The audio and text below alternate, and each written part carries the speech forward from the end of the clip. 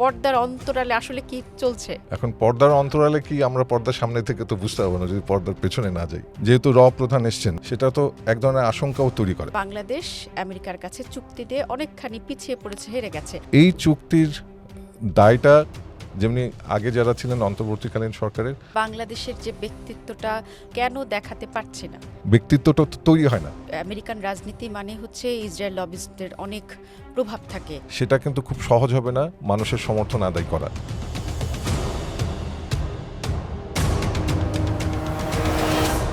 মোহাম্মদ তানজিমুদ্দিন খান ঢাকা বিশ্ববিদ্যালয়ের আন্তর্জাতিক সম্পর্ক বিভাগের একজন শিক্ষক এবং গবেষক। তিনি আজকে আমাদের গ্লোবাল চেসবোর্ডের অতিথি। বাংলাদেশ যদি বলি যে ভূ রাজনৈতিক প্রেক্ষাপটে একটা গুরুত্বপূর্ণ দেশ হয়ে উঠেছে, যদি বলি ভারত, আমেরিকা, চীন সবার কাছে। এবং আমরা দেখছি যে গত কয়েক বছরে বিশ্বজুড়ে কিন্তু নানা রকম জোট হচ্ছে, সেটা সামরিক হোক, অর্থনৈতিক হোক, প্রতিরক্ষা হোক। এই যে এতগুলো জোট হচ্ছে, সেই জোট করার পেছনে মানে মূল ভূ রাজনৈতিক খেলাটা আসলে কোন জায়গায়? শুধুমাত্র ভূ রাজনীতি দিয়ে এটা বুঝলে হবে না, আমাদেরকে বুঝতে হবে বিশ্ব ব্যবস্থা এক ধরনের পরিবর্তনের মধ্য দিয়ে যাচ্ছে। এবং আমরা সোভিয়েত ইউনিয়নের পতনের পর আমরা দেখলাম যে বাইপোলার যে আমাদের ওয়ার্ল্ড অর্ডার ছিল, সেখান থেকে আমরা দেখলাম যে ইউনিপোলারিটি, পার্টিকুলারলি সামরিক শক্তি বিবেচনায় এবং অর্থনৈতিক শক্তি বিবেচনায় কিন্তু মাল্টিপোলারিটিটাই আসলে এমার্জ করেছিল। বিশেষ করে ইউএসএর যে নেতৃত্ব, যেটা একচ্ছত্র নেতৃত্ব ছিল, সেই নেতৃত্বে কিন্তু কিছু পরিবর্তন এসছে। তার মানে এই গ্লোবাল অর্ডার, এই পরিবর্তনের সাথে সাথে, ওয়ার্ল্ড অর্ডারের পরিবর্তনের সাথে সাথে অর্থনৈতিক চালিকা শক্তি যে অঞ্চলগুলো আগে মূলত ছিল ইউরোপ এবং নর্থ আমেরিকা, সেটাও কিন্তু শিফট করছে এশিয়ার দিকে। বিশেষ করে ইউএসএর এই রিলেটিভ ডিক্লাইনের মধ্য দিয়ে আসলে কে শেষ পর্যন্ত হেজিমনিক স্টেট হয়ে উঠবে সেটা কিন্তু নিশ্চিত না। ব্যালেন্স অফ পাওয়ারের ক্ষেত্রে দেখা যায়, অ্যালায়েন্স বিল্ডিংয়ের ক্ষেত্রে ব্লক পলিটিক্সটা খুব গুরুত্বপূর্ণ হয়ে যায়। এখন কিন্তু সেরকম কোনো ইডিওলজিক্যাল ডিভিশনটা নাই, মূলত ইস্যু স্পেসিফিক অর্থনৈতিক স্বার্থ এবং সামরিক স্বার্থকে ঘিরে। সব কিছু মিলে এই ধরনের যখন একটা আনসার্টেনটি থাকে, তখন রাষ্ট্রগুলো এই হেজিং রিস্ক অ্যাভয়েড করার জন্য এক ধরনের মাল্টি অ্যালাইনমেন্ট বোথ সামরিক দিক থেকে এবং ট্রেড অ্যান্ড ইকোনমির দিক থেকে, এবং সেই কারণেই আমরা কিন্তু দেখছি অনেক জোট, অর্থনৈতিক জোট গড়ে ওঠা, অনেক সামরিক জোট গড়ে ওঠা। এই প্রেক্ষিতে বাংলাদেশ যেহেতু সাউথ ইস্ট এশিয়ার একেবারে ব্রিজিং একটা কান্ট্রি হিসেবে আমরা কিন্তু গুরুত্বপূর্ণ হয়ে গেছি। এবং এই আনসার্টেনটির মধ্যে দেখা যাচ্ছে প্রতিদ্বন্দ্বিতাটা অনেক বেশি হয়ে গেছে এখন সি বেসড, যার জন্য ইন্দো প্যাসিফিক রিজিয়নকে ঘিরে একই সাথে ইউএস লেড কোয়াড আছে, ঠিক চায়না বেল্ট অ্যান্ড রোড ইনিশিয়েটিভের মধ্য দিয়ে তাদের আধিপত্যটা নিশ্চিত করতে চাচ্ছে। এবং বাংলাদেশ বে অফ বেঙ্গলের একটা কোস্টাল স্টেট হওয়ার কারণে খুব স্বাভাবিকভাবেই আমাদের গুরুত্বটা বেড়েছে এবং সবাই চাচ্ছে তার অরবিটের মধ্যে বাংলাদেশ যেন থাকে। তো সেই দিক থেকে বাংলাদেশের জন্য এটা একটা সুযোগও বটে। বিশেষ করে এখন যেই আলাপটা আমরা করছিলাম যে হেজিমনিক ডিফিউশন যখন হয়, খুব স্বাভাবিকভাবেই তখন পার্টিকুলার ফিক্সড কোনো ব্লকে থাকা বিপজ্জনক, কেননা শেষ পর্যন্ত কে ডমিনেন্ট হয়ে উঠবে সেটা এখনও নিশ্চিত না। যার ফলে বাংলাদেশের জন্য মানে মাল্টি অ্যালাইনমেন্ট বলে অনেকে, যে সব রাষ্ট্রের সাথে আসলে তার স্টেক ক্রিয়েট করা এবং সমানভাবে, যাতে তার অর্থনৈতিক এবং সামরিক স্বার্থ দুটোই রক্ষিত হয়। কিন্তু বাংলাদেশের জন্য সামরিক স্বার্থ রক্ষা করতে গিয়ে যদি সেই ভারসাম্যটা না রাখা যায়, এটাও মাথায় রাখতে হবে। যেহেতু ভারত আমাদের ইমিডিয়েট নেইবার, চায়না কিছুটা দূরবর্তী নেইবার, তার মানে এই দুই রাষ্ট্র একই সাথে ইউএসএর সাথে বাংলাদেশের যে রিলেশনশিপ, আমাদের পার্টিকুলারলি আমাদের এক্সপোর্টের মেজর ডেস্টিনেশন হচ্ছে ইউএসএ, সব কিছু মিলিয়ে ভারসাম্যপূর্ণ যে ফরেন পলিসি, সেটা হচ্ছে খুবই গুরুত্বপূর্ণ। সেটা সামরিক জোটও হতে পারে, অর্থনৈতিক জোটও হতে পারে, কিন্তু ওই ব্লক পলিটিক্সের মধ্যে যাওয়া যাবে না। কিছু কিছু ক্ষেত্রে কিন্তু আমাদের স্ট্র্যাটেজিক অটোনমি তৈরি হতে পারে কিংবা আমরা করতে পারি, এবং সেই সুযোগ লাগে আসলে সবাইকে এঙ্গেজ করা। এবং বরং বাংলাদেশের জন্য যে সুবিধাটা হচ্ছে, এই বিবদমান যেই দেশগুলো আছে কিংবা যারা আন্তর্জাতিক পর্যায়ে প্রতিযোগিতায় লিপ্ত, যেমন ইন্ডিয়ার কথাও যদি ধরি, ইন্ডিয়া যেমন ব্রিক্সে আছে, ঠিক একইভাবে কোয়াডেও আছে ইউএসএর সাথে সিকিউরিটি অ্যালায়েন্স। ইউএসএর খুবই মূল্যবান স্ট্র্যাটেজিক ডিফেন্স পার্টনার হচ্ছে ইন্ডিয়া, তারপরও সে কিন্তু ব্রিক্সে আছে। তো এই ধরনের মাল্টি অ্যালাইনমেন্ট হচ্ছে বাংলাদেশের জন্য জরুরি, এবং সেটা সামরিকও হতে পারে, সেটা হচ্ছে অর্থনৈতিকও হতে পারে। বাংলাদেশ কোন জোটে যাবে, কিভাবে তার ভবিষ্যৎ পরিকল্পনা করবে সেটি নিয়ে কিন্তু এখন আমরা অনেক সময় দেখি দ্বিধা দ্বন্দ্বে ভুগতে থাকে তারা। কেন এমনটি হচ্ছে? এখন তো আমরা দেখছি নতুন সরকার এসছে, 6 মাস হলো। তাদের আসলে খুব গুরুত্বপূর্ণ হচ্ছে ফরেন পলিসির ক্ষেত্রে তার ন্যাশনাল ইন্টারেস্টগুলো কি সেগুলো আগে আসলে ডিটারমিন করা, এবং ন্যাশনাল ইন্টারেস্টগুলো যদি ডিটারমিন করা যায় এবং এটা মাস্ট বি কনসেনসাস বেসড। এবং আমাদের সমস্যা এটাই হচ্ছে যে আমরা এই ন্যাশনাল ইন্টারেস্টের জায়গায় অনেক সময় পার্টিজান আমাদের একটা চেহারা থাকে, সেইখান থেকে একটা ন্যাশনাল কনসেনসাস বেসড কিছু এরিয়া অফ ইন্টারেস্ট বের করা, এবং তার ভিত্তিতে আসলে আমরা কিভাবে এই এই এই পুরো এখনকার যে আনসার্টিনিটিটা আছে সেটাকে সামাল দেব, সেই জায়গায় বাংলাদেশ মনোযোগী হতে হবে। কিন্তু মুশকিলটা হচ্ছে এই ফরেন পলিসির ক্ষেত্রে আসলে আমাদের ন্যাশনাল ইন্টারেস্টগুলো কী সেটা কিন্তু এখনও সুস্পষ্টভাবে আমরা এখনও সরকারের তরফ থেকে কোনো ডকুমেন্ট কিংবা কোনো কিছু আমরা প্রকাশিত কোনো কিছু পাচ্ছি না। বাংলাদেশ এখনো পর্যন্ত তার জাতীয় স্বার্থ বিভিন্ন বিষয় এখনো কেন সেই বিষয়ে এতটা গুরুত্ব দিতে পারছে না? এটার কারণ কি ভারত? তার একটা মূল কারণ হচ্ছে আমাদের যে রাজনৈতিক সংস্কৃতি, অভ্যন্তরীণ রাজনৈতিক সংস্কৃতি। 2024-এর এই গণঅভ্যুত্থানকে ঘিরে আমাদের ডোমেস্টিক পলিটিক্সের ক্ষেত্রে এটা সত্যি যে ভারত বিরোধিতা তো শক্তিশালী হয়েছে, এবং তার তো অনিবার্য কারণও আছে। বিশেষ করে সেই সময় যে সরকার ছিল তাকে যেভাবে সমর্থন দিয়েছে, একইভাবে গণঅভ্যুত্থানের পরবর্তীতে সরকার প্রধান ছিলেন, তিনি আশ্রয় নিলেন হচ্ছে ভারতে, এবং ভারতের থেকে ভারতের মাটি ব্যবহার করে বিভিন্ন রকম রাজনৈতিক প্রচারণায় লিপ্ত। যখন আগের সরকার ছিল সেই সময় আমরা কিন্তু দেখেছি সব কিছু খুব একপেশেইভাবে হয়েছে, এবং সেটা কিন্তু তখন যিনি প্রধানমন্ত্রী ছিলেন উনি বলেছেন যে ভারতকে উনি যা দিয়েছেন সেটা মানে অন্য কেউ দিতে পারেনি, এরকম একটা বাক্যও কিন্তু বলেছিলেন, যার ফলে মানুষের মধ্যে কিন্তু ভয়ঙ্কর একটা আশঙ্কা এবং ভীতি। এবং একই সাথে ওদের ওখানেও যেই ধরনের অভ্যন্তরীণ রাজনীতি এবং তাদের যে গণমাধ্যমগুলোতে বাংলাদেশ বিরোধী প্রচারণা, ফেক নিউজ, ডিসইনফরমেশন, মিসইনফরমেশন দিয়ে বাংলাদেশ রাষ্ট্রের চরিত্র হনন করার মধ্য দিয়ে আস্থার জায়গায় আসলে অনাস্থাই তৈরি হচ্ছে, যার জন্য এই ডোমেস্টিক যে কম্পালশন সরকারের মধ্যে কিন্তু একটা মনস্তাত্ত্বিক চাপও তৈরি করেছে। যেই ধরনের অভ্যন্তরীণ রাজনৈতিক সংস্কৃতি সাপোর্টিভ হওয়া উচিত এই মুহূর্তে কিন্তু ওরকম একটা রাজনৈতিক পরিবেশ নেই, যার ফলে বাংলাদেশের জন্য খুব সহজও না ভারতের সাথে বাংলাদেশের সম্পর্কটাকে সুষ্ঠু সম্পর্কের দিকে নিয়ে যাওয়া। সীমান্তে যে হত্যাকাণ্ড যেটা নিয়মিতভাবে ঘটছে, একের সাথে পুশ ইন করার চেষ্টা, সেগুলো দুই নেইবারিং রাষ্ট্রের মধ্যে কিন্তু আসলে আবারও আস্থার পরিবর্তে অনাস্থাই তৈরি করছে। আমরা জানি যে হ্যান্ডশেকের কিছু প্রতিচ্ছবি আছে কিভাবে আস্থার জায়গা তৈরি হয়। নিশ্চয়ই দেখেছেন যে তারেক রহমানের সাথে দীনেশ ত্রিবেদী 2 হাত মিলিয়ে হ্যান্ডশেক করেছেন। এটি কি যে অনাস্থার একটি সংকট তৈরি হয়েছে সেটা কি ফিরবে বলে মনে হয়? এইটা হচ্ছে যে অনাস্থা তৈরি হচ্ছে, সেই অনাস্থা কাটানোর চেষ্টা করছেন, কিংবা অনাস্থাটা না, এটা একটা পাবলিক ইমেজ কিংবা পাবলিক পারসেপশন তৈরি করার চেষ্টা করা। কিন্তু সত্যি সত্যি গ্রাউন্ড রিয়েলিটিটা কী সেটার মধ্য দিয়ে কিন্তু আমরা পরিষ্কার হই না। কেউ যদি অভিযোগ তোলে এই হ্যান্ডশেক থেকে, এই যে দেখেন হ্যাঁ মাননীয় প্রধানমন্ত্রীর সাথে অন্যরকম সম্পর্ক, সেটা আবার একটা বিপজ্জনক বার্তাও তৈরি করতে পারে। কিন্তু গুরুত্বপূর্ণ হচ্ছে যে এটা একটা পাবলিক পারসেপশন তৈরি করা যে না আমাদের বোধহয় এরকম, কিন্তু গ্রাউন্ড রিয়েলিটি কী সেটা দিয়ে কিন্তু মানুষ জাজ করবে আসলে বাংলাদেশ ভারত সম্পর্কটা কোন দিকে যাচ্ছে। প্রধানমন্ত্রী তারেক রহমানের সাথে দেখা করার সাথে সাথে কিন্তু আবার তিনি ভারতে ফিরে গেছেন প্রধানমন্ত্রী নরেন্দ্র মোদীকে বৈঠক সম্পর্কে অবহিত করতে, এবং সার্জিও গোরের সাথে অজিত দোভালের বৈঠক, দীনেশ ত্রিবেদীর সাথে বৈঠক, এবং সবচেয়ে বড় ঘটনা হচ্ছে প্রধান বাংলাদেশ এসেছেন। কি ছক আঁকা হচ্ছে পর্দার অন্তরালে, আসলে কি চলছে এখন? পর্দার অন্তরালে কি আমরা পর্দার সামনে থেকে তো বুঝতে পারবো না যদি পর্দার পেছনে না যাই। একটা জিনিস বলা যেতে পারে যে একরকম চেষ্টা হয়তো বা দুই তরফ থেকেই আছে। আমাদের একটা বড় ইম্পোর্ট এর একটা সোর্স হচ্ছে ভারত, আমাদের কাঁচামাল আমদানি। ইভেন আমাদের ডেলি কমোডিটির ক্ষেত্রেও আমাদের অনেক ক্ষেত্রে ভারতের উপর নির্ভর করতে হয়। গত 5 বছরের ট্রেড স্ট্যাটিস্টিক্স নেন, দেখবেন যে ভারত চীনের ট্রেড কিন্তু কমার চাইতে বেড়েছে। যুক্তরাষ্ট্র চীনের ক্ষেত্রেও একই রকম।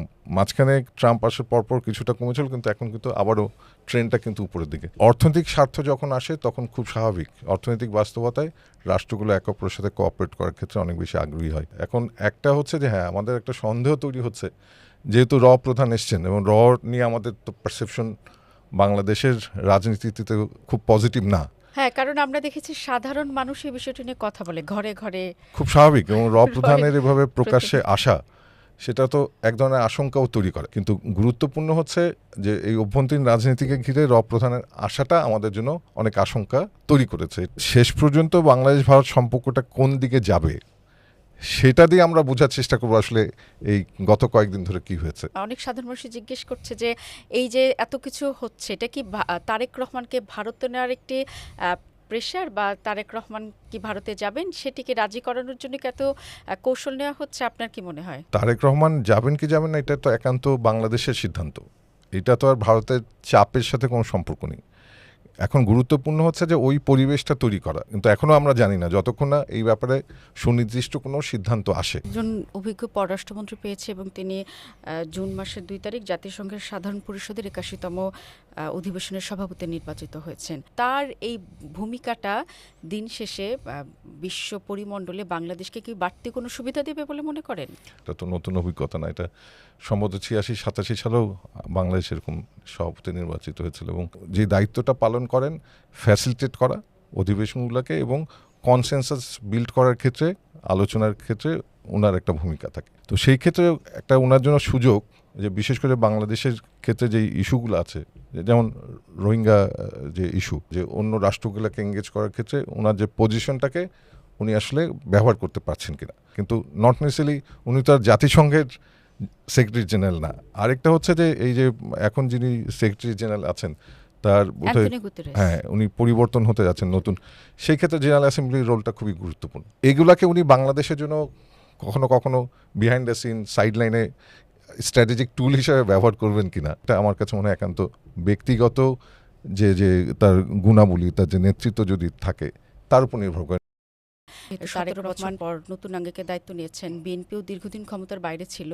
ফরেন পলিসির আসলে কি কোনো ধরনের পরিবর্তন আসবে আপনার কি মনে হয়? আপনি কারো দিকে বেশি ঘেঁষে এটা হচ্ছে অনেক বেশি ঝুঁকিপূর্ণ হয়ে যায়, যে আপনি যুক্তরাষ্ট্রের দিকে ঘেঁষে যাচ্ছেন কিংবা চীনের দিকে ঘেঁষে যাচ্ছেন, এই ঘেঁষে যাওয়ার অবস্থা কিন্তু এখন নাই। যে কোয়াডে থাকছে সে ব্রিক্সে যাচ্ছে, এটা তো একটা বড় এক্সাম্পল। ঠিক একই সাথে আপনি দেখেন মক্কা যে defence agreement, joint defence agreement যদি দেখেন, যে যারা আছে তারা সবাই কিন্তু ইউএসএর অ্যালাই, আবার নিজেদের মধ্যে আরেকটা সিকিউরিটি অ্যালাইনমেন্ট হচ্ছে। একই সাথে যুক্তরাষ্ট্র ইন্টারন্যাশনাল রেসপন্সিবিলিটি নেওয়ার ক্ষেত্রে কিন্তু এখন অনেক বেশি কনজারভেটিভ, অর্থনৈতিকভাবে সেই অবস্থায় নেই যে পাবলিক গুডস অফার করা, ইনসেন্টিভ অফার করা অন্য রাষ্ট্রগুলোর জন্য। সেই ক্ষেত্রে বাংলাদেশের এই বাস্তবতা বিবেচনায় নিয়ে আসলে কোথাও সুনির্দিষ্টভাবে মানে ঘেঁষে থাকা কোটা, কিন্তু আমরা তো ঘেঁষে সেটা আছি। আসলে ঝুঁকিপূর্ণ। আমরা তো আমেরিকার সাথে একটি বাণিজ্য চুক্তি করেছি। আমি অনেক বড় বড় যারা এগুলো গবেষণা করেন তাদের যে কলামগুলো পড়েছি, সব জায়গায় বলা হচ্ছে বাংলাদেশ আমেরিকার কাছে চুক্তি দিয়ে অনেকখানি পিছিয়ে পড়েছে, হেরে গেছে। এইটা তো আসলে মানে এই সরকারের আগে এই সরকার পর বার্ডেনটা এসেছে, প্রশ্নটা সামনে নিয়ে আসে যে ওই সরকারের ওই মুহূর্তে আসলে ম্যান্ডেটটা ছিল কিনা। বিশেষ করে নতুন যে আমরা সংসদ দেখলাম, সেই সংসদেও এটা নিয়ে যে আলোচনা হলো না, সেই ক্ষেত্রে অনেকেই ধারণা করতে পারে যে যুক্তরাষ্ট্রের দিকে বোধহয় ঘেঁষে গেল, এবং এটা শক্তি এই ট্রেড চুক্তির মধ্য দিয়ে যুক্তরাষ্ট্রকেই ওই অর্থে সুবিধা দিচ্ছে। এবং বিশেষ করে আমাদের মানে এই যে ফুড, আমাদের এগ্রিকালচার সেক্টর, এবং আমি অন্য রাষ্ট্র, তৃতীয় কোনো রাষ্ট্রের সাথে আমি ট্রেড রিলেশন কিংবা অন্য কোনো সম্পর্কের ক্ষেত্রেও যে এক ধরনের চাপ তৈরি হচ্ছে, ঠিক একই সাথে বাংলাদেশ তো ওই চেষ্টাটাও করছে। বাংলাদেশের এই মাল্টি অ্যালাইনমেন্টের একটা প্রবণতা এখন পর্যন্ত আমরা কিন্তু ফরেন পলিসিতে দেখছি। এই চুক্তির দায়টা যেমনি আগে যারা ছিলেন অন্তর্বর্তীকালীন সরকারের, আর এই সরকারের দায় হচ্ছে এই চুক্তি নিয়ে খোলামেলা আলোচনা, এবং এই চুক্তিগুলো বাংলাদেশের স্বার্থের জন্য ক্ষতিকর। কিন্তু গুরুত্বপূর্ণ হচ্ছে এই চুক্তি তো মার্কিন যুক্তরাষ্ট্রের সুপ্রিম কোর্টে এই ধরনের চুক্তি নিয়ে তো একটা রায় দিয়েছে, এবং সেই রায় বিবেচনা করেও তো বাংলাদেশের অবস্থানটা সুনির্দিষ্ট করা উচিত। এখন যেটা হচ্ছে যুক্তরাষ্ট্রের ফরেন পলিসি দেখি, সেই ফরেন পলিসির ক্ষেত্রে আন্তর্জাতিক আইনকে তারা কিন্তু তোয়াক্কা করছে না। এই সব কিছু মিলেই আন্তর্জাতিক ব্যবস্থায় ছোট রাষ্ট্রগুলোর জন্য অনেক ধরনের ঝুঁকি তৈরি করে। তো সেই ঝুঁকি মোকাবেলার ক্ষেত্রে কখনো কখনো তারা এই রিসিভিং এন্ডে চলে আসে, কিন্তু সেই রিসিভিং এন্ড থেকে বের আসার জন্য যেই ধরনের ব্যক্তিত্ব দরকার বাংলাদেশ রাষ্ট্রের, সেই ব্যক্তিত্বের প্রকাশটা খুব জরুরি ছিল। সেই জায়গা থেকে অবশ্যই আমরা পিছিয়ে আছি। কেন আমরা বাংলাদেশের যে ব্যক্তিত্বটা প্রয়োজন ছিল এই বিশ্ব রাজনৈতিক পরিবর্তনের প্রেক্ষাপটে কেন দেখাতে পারছি না? আমাদের দেশে যারা ক্ষমতাসীন হয়, মানুষের আকাঙ্ক্ষা পূরণ করার চাইতে নিজের পকেটের আকাঙ্ক্ষা পূরণ করাটা খুব গুরুত্বপূর্ণ হয়ে যায়, এবং তার মধ্য দিয়ে মানুষের কাছ থেকে বিচ্ছিন্ন হতে থাকে। যখনই মানুষের কাছ থেকে বিচ্ছিন্ন হয় তখনই কিন্তু একটা মানে শক্তিশালী রাষ্ট্রগুলোর উপর নির্ভরশীলতা, যেটা আগের সময় দেখেছি। এবং আমরাই যে সবসময় ভারতীয় আধিপত্য বলি, কিন্তু মার্কিন যুক্তরাষ্ট্রের আধিপত্য নিয়েও কেউ কথা বলছি না, বরং মার্কিন যুক্তরাষ্ট্রের এমবেসিতে গিয়ে এম্বাসেডারের সাথে ছবি তুলে খুব গর্ব ভরে আমরা সোশ্যাল মিডিয়াতে দিই। এখন ওই দৈন্যতাটা আমাদের রাজনীতিবিদদের তো বুঝতে হবে, যে এবং ওই কথাটাই বলছিলাম যে তার মধ্য দিয়ে বাংলাদেশ রাষ্ট্রের ব্যক্তিত্বটা তো তৈরি হয় না, বরং আমাদের এক ধরনের সাবসার্ভিয়েন্ট একটা অ্যাটিটিউড। আমরা পপুলিজমের কারণে ইন্ডিয়া বিরোধিতা করছি, কিন্তু আবার ভয় থেকে কিংবা নিজেকে নিরাপদ রাখতে আমরা মনে করছি যুক্তরাষ্ট্র বোধহয় আমার সেভিয়ার। এবং সেই ক্ষেত্রে খুব গুরুত্বপূর্ণ হচ্ছে বাংলাদেশ রাষ্ট্র হিসেবে তার ইকোনমিক রেজিলিয়েন্সটা খুবই গুরুত্বপূর্ণ। আমার অর্থনীতির ডাইভার্সিফিকেশন, আমার এক্সপোর্ট, আমার ডাইভার্সিফিকেশন, আমার অর্থনৈতিক যে যে যে ইন্ডিকেটরগুলোকে পজিটিভ জায়গায় নিয়ে যাওয়া। চীন সবচেয়ে গুরুত্বপূর্ণ মনে করে তাদের অর্থনৈতিক অবস্থাটাকে, এবং এ কারণেই বলা হচ্ছে যে 20 বছর আগে অনেকে চিন্তা করতো না যে চীন পরাশক্তি হবে। এই অঞ্চলে আমেরিকা যখন কোনো কিছু করে কোনো রাষ্ট্রের সাথে, নিশ্চয়ই স্যার আপনি দেখেছেন যে চীনের একটি মৌন সম্মতি কিন্তু তারা নেয়। চীন অর্থনৈতিকভাবে এখন এতটাই শক্তিশালী, বিশেষ করে আমরা যদি অবকাঠামো নির্মাণে আমরা বিভিন্ন রাষ্ট্রে যদি আমরা ইনভেস্টমেন্টের কথা বলি, এক সময় আমরা সেই ইনভেস্টমেন্টটা দেখেছি ওয়ার্ল্ড ব্যাংক থেকে এসছে। কারেন্ট অ্যাকাউন্টের যে সারপ্লাস আছে তাতে কিন্তু চীন অর্থনৈতিকভাবে এই সুবিধাটুকু এখন দিতে পারছে, যার ফলে দিনের শেষে ওই স্টেকটা বিবেচনায় নিয়ে এমন কিছু অনেক রাষ্ট্র করতে চায় না যেটা চীনের মধ্যে উদ্বেগ তৈরি হয়। আমরা আপনার সাথে কথা বলছিলাম যে মক্কা জয়েন্ট ডিফেন্স এগ্রিমেন্ট নিয়ে। প্রথমত 3টি দেশের কথা বলা হচ্ছে, পাকিস্তান, সৌদি আরব এবং তুরস্ক। 3টি সুন্নি দেশ এবং 3টি দেশের সাথে আমাদের সম্পর্ক খুব ভালো। ভবিষ্যতে কি বাংলাদেশে এই জোটে যুক্ত হওয়ার কোনো ইঙ্গিত পাওয়া যাচ্ছে?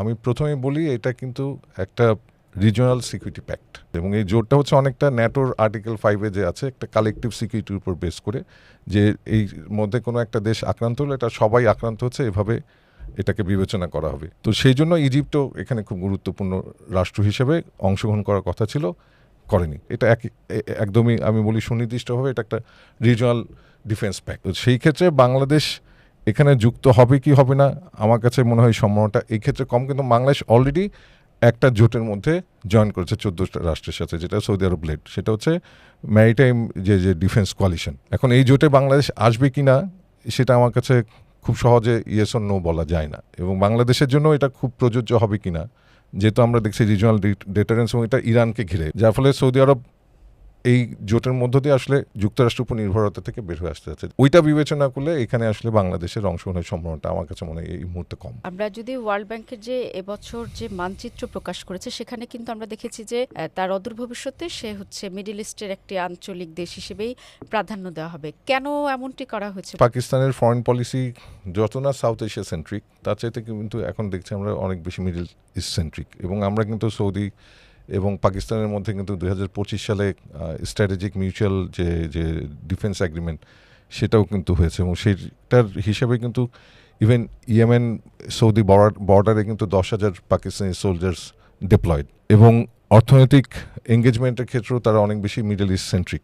তার যথেষ্ট কারণ আছে। আমার কাছে মনে হচ্ছে পলিটিক্যাল সিগনিফিকেন্স বিবেচনায় পাকিস্তানকে মোর মিডল ইস্টের জায়গা থেকে দেখার, এর সাথে আমার কাছে মনে হয় এই ডিফেন্স এগ্রিমেন্টে কোনো সম্পর্ক আছে, এবং এটা তো আরও আগে। এতদিন বলা হতো যে চীন পরাশক্তি, আমেরিকা পরাশক্তি, রাশিয়া পরাশক্তি, কিন্তু আমরা দেখছি মধ্যপ্রাচ্যে তো এটি এর মধ্যে প্রমাণিত যে ইরানের মতো শক্তিশালী সামরিক শক্তিতে আপাতত কোনো দেশ নেই। ভবিষ্যতে কি ইরান একেবারে পরাশক্তিদের কাতারে চলে যাবে? আমি সামরিক দিক থেকে বলছি, নট অর্থনৈতিক দিক থেকে। সামরিক শক্তিতে ও যেতে পারবে কিনা এটা আসলে নির্ভর করবে তার সাথে চীন কিংবা রাশিয়ার সামরিক সহযোগিতা কোন পর্যায়ে পৌঁছাচ্ছে। আর দিনের শেষে সামরিক শক্তি ওই পর্যায়ে পৌঁছাতে গেলে তাকে তো অর্থনৈতিকভাবেও শক্তিশালী হতে হবে। আর আমি কখনোই সামরিক শক্তির সাথে অর্থনৈতিক শক্তিকে আলাদা করে দেখতে চাই না, কারণ চীন যে এক্সাম্পলটা আপনি নিজেই দিলেন, যে চীনের অর্থনৈতিক শক্তির মধ্য দিয়েই কিন্তু তারা তাদের সামরিক শক্তিও বৃদ্ধি করেছে। সব কিছু মিলে তার ইকোনমিক রিকভারি এই মুহূর্তে তো খুব সহজ না, যার ফলে ইকোনমিক রিকভারি যদি খুব সহজ না হয়, একদম বিশ্ব পর্যায়ে সে সামরিক শক্তি হিসাবে আবির্ভূত হবে, এইটা আসলে খুব সহজে বলার উপায় নেই। তার সেই সামরিক শক্তি শেষ পর্যন্ত কতটুকু কার্যকর হয় সেটা তো প্রশ্ন সাপেক্ষ। ইরানেরও জাতীয় সংহতিটা খুবই গুরুত্বপূর্ণ। ইরানের পার্সিয়ান সিভিলাইজেশন, এইটা তো তাদের একটা প্রাইডের জায়গা। সেই প্রাইড তাদের কিন্তু এমনি একটা জাতীয় সংহতি তৈরি, ওদের সোসাইটির মধ্যে যতই বিভক্তি থাকুক না কেন, তাদের যে একটা কমন প্রাইডের জায়গা, সেটা কিন্তু তাদের জাতীয় সংহতি এবং এই যুদ্ধের মধ্য দিয়ে বরং আরও শক্তিশালী হচ্ছে। মানে দিন শেষে যখন সংকট তৈরি হয় ইরানিরা সব এক কাতারে দাঁড়িয়ে যায়। ইরান প্রসঙ্গে আরেকটু কথা বলতে চাই। আপনি তো জানেন যে 28 ফেব্রুয়ারি যে ইরান এর উপর যে হামলা করলো আমেরিকা ইসরায়েল, বাবা আলী খামেনি মারা গেলেন, এখন ছেলের হাতে দায়িত্ব। নিশ্চয়ই এই গত কয়েক মাসের যুদ্ধে একটি বিষয় পরিষ্কার হয়েছে, একেবারে নির্বাচিত প্রেসিডেন্ট মাসুদ পেজেশকিয়ান তার যে নিয়োগকৃত অনেক কর্মকর্তাদের সরিয়ে একেবারে কট্টরপন্থী এবং যারা অবসরে চলে গেছেন এমন সামরিক কর্মকর্তাদের সামনে আনছেন। মানে কি বার্তা দিচ্ছে? এটা তো খুব সহজ যে এই যে বিশেষ করে এই মার্কিন যুক্তরাষ্ট্র এবং ইসরায়েল বিরোধী যে মনোভাব, সেটা তো ইরানের ডোমেস্টিক পলিটিক্সে আরও বেশি শক্তিশালী হয়েছে।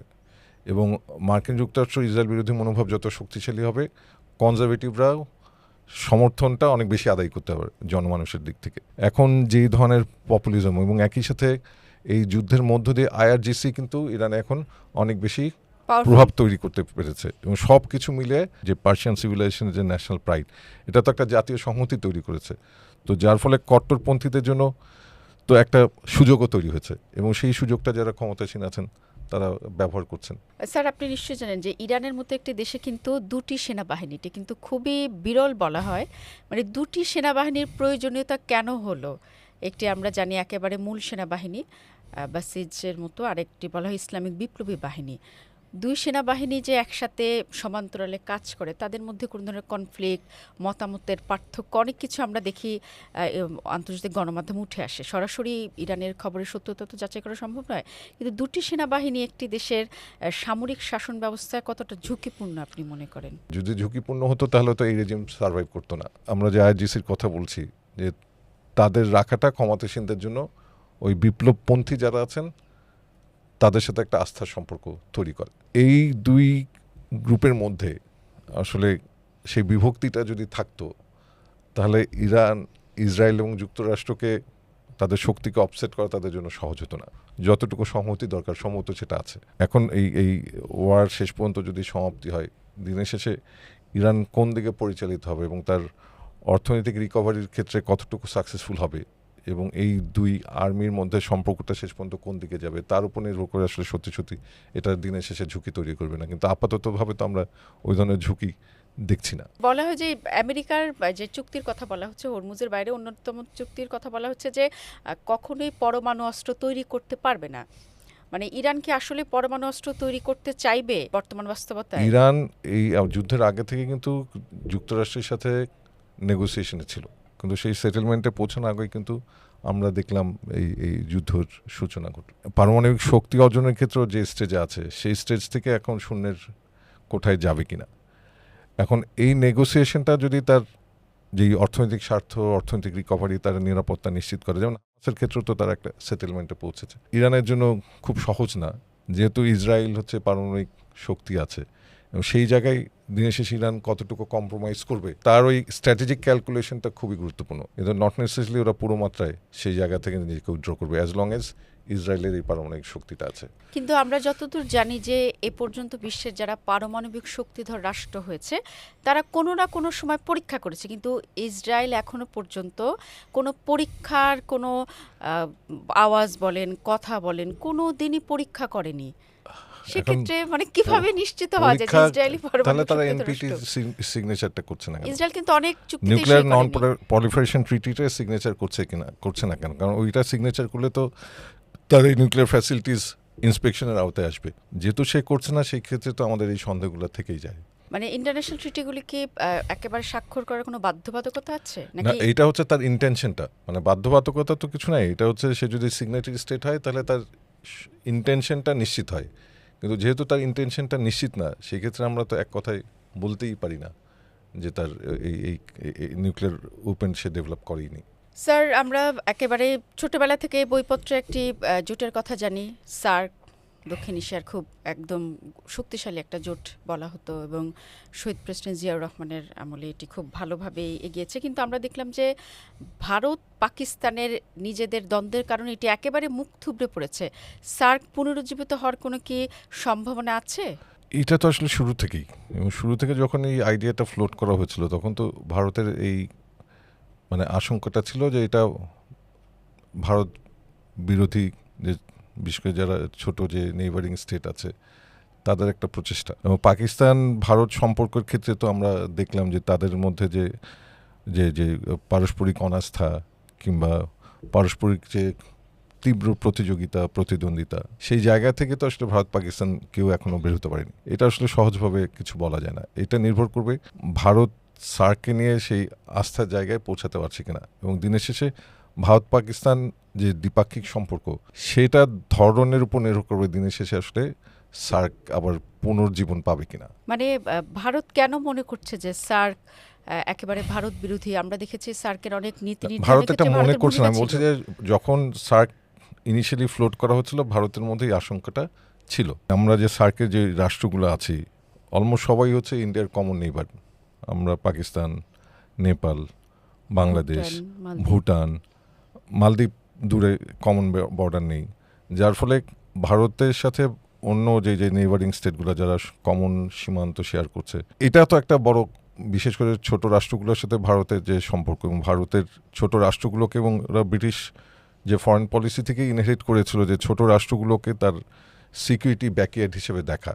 ব্রিটিশ ফরেন পলিসি সে সময় যখন আমরা কলোনাইজড ছিলাম সেই ধারাবাহিকতা থেকে বের হয়ে এসে সত্যি সত্যি নেইবারিং স্টেটের সাথে যে আস্থা তৈরি করার যে চেষ্টাটা, সেই চেষ্টাটা ভারতের পক্ষ থেকে কম। সেই জায়গা থেকে দুই রাষ্ট্র তো বের হয়ে আসতে পারে। সেটার একটা মূল কারণ তো তাদের যে অভ্যন্তরীণ রাজনৈতিক যে চরিত্র।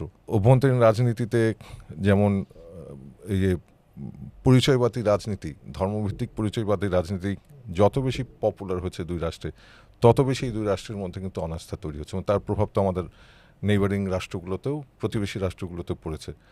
এরকম একটা জটিল পরিস্থিতিতে সার্ক মানে আবার রিভাইভড হবে কিংবা ভারত সার্ক নিয়ে ভিন্নভাবে চিন্তা করবে, সেটা আসলে খুব সহজে বলা যায় না।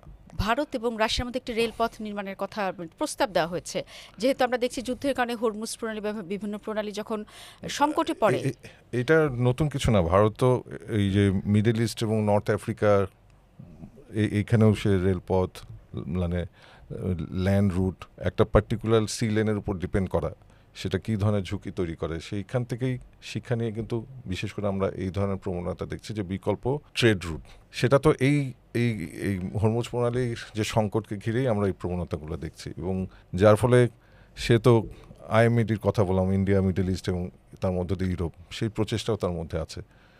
তো ইন্ডিয়ার জন্য তো এটা আমার কাছে মনে হয় না যে যুক্তরাষ্ট্র কি ভাবছে কিংবা ভাবছে না সেটা ইন্ডিয়ার জন্য। আবার একই সাথে আমরা 2016-তে আমরা দেখেছি স্ট্র্যাটেজিক পার্টনার হিসেবে ইউএসএ অ্যাকনলেজ করেছে। তো সব কিছু বিবেচনায় নট নেসেসারিলি মানে যুক্তরাষ্ট্রকে এভাবে মানে ভারতকে এভাবে দেখা, ভারত যুক্তরাষ্ট্রের দ্বারা প্রভাবিত হয়ে সে সিদ্ধান্ত নেবে এই ধরনের করিডোর করবে কি করবে না। আমার হয় এই ধরনের ভাবনাটা আমার কাছে মনে হয় যে ভারতের বাস্তবতার সাথে যায় না। যখন হরমুজ প্রণালীর ক্রাইসিস তৈরি হলো ইরানের এগেনস্টে যে যুদ্ধের ক্ষেত্রে তার যে অ্যালাই স্টেটগুলো ইভেন ন্যাটো মেম্বারদেরকেও তো ইনভাইট করেছিল, কিন্তু দে ডিফাইড।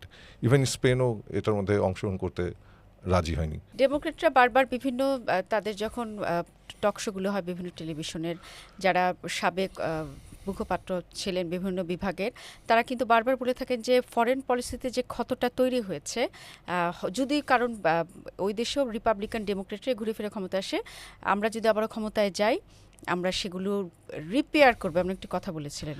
এবং যদি কোনো ধরনের ভাবে আবারও ডেমোক্রেটরা ক্ষমতায় আসে, ফরেন পলিসি খুব বেশি পরিবর্তন হবে।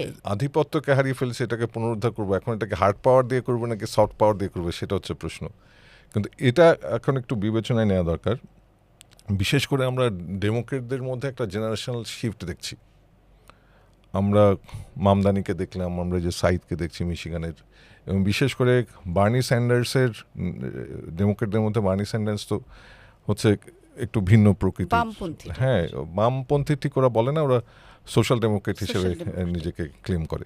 একটা জেনারেশনাল শিফট হচ্ছে এখন। এই জেনারেশনাল শিফটটা যদি সত্যি সত্যি ডেমোক্রেটদের মধ্যে ঘটে, এবং ওই শিফটের মধ্য দিয়ে হয়তোবা আমরা কিছু মৌলিক পরিবর্তন দেখতে পারি, কিন্তু দিনের শেষে ওই মৌলিক পরিবর্তনটা খুব সহজ হবে না, এই জন্য যে তার যে মিলিটারি ইন্ডাস্ট্রিয়াল কমপ্লেক্স আছে, তার যে ফরেন পলিসি স্ট্যাবলিশমেন্ট আছে, অল অন এ সাডেন তাদের মধ্যে পরিবর্তন চলে আসবে। যেমন ওদের যদি আমরা ইউএসএ যে সিকিউরিটি স্ট্র্যাটেজি যে পেপার, ডেমোক্রেটরা আসলে সে জায়গায় পরিবর্তন আসবে বিষয়টা তা না, শুধুমাত্র অ্যাপ্রোচের পরিবর্তন হয়। ট্রাম্পের অধীনে তার ফরেন পলিসির ক্ষেত্রে তারা দেখা গেছে খুবই ইউনিল্যাটারাল অ্যাপ্রোচ তারা অ্যাডপ্ট করে মাল্টিল্যাটারাল অ্যাপ্রোচের জায়গায়।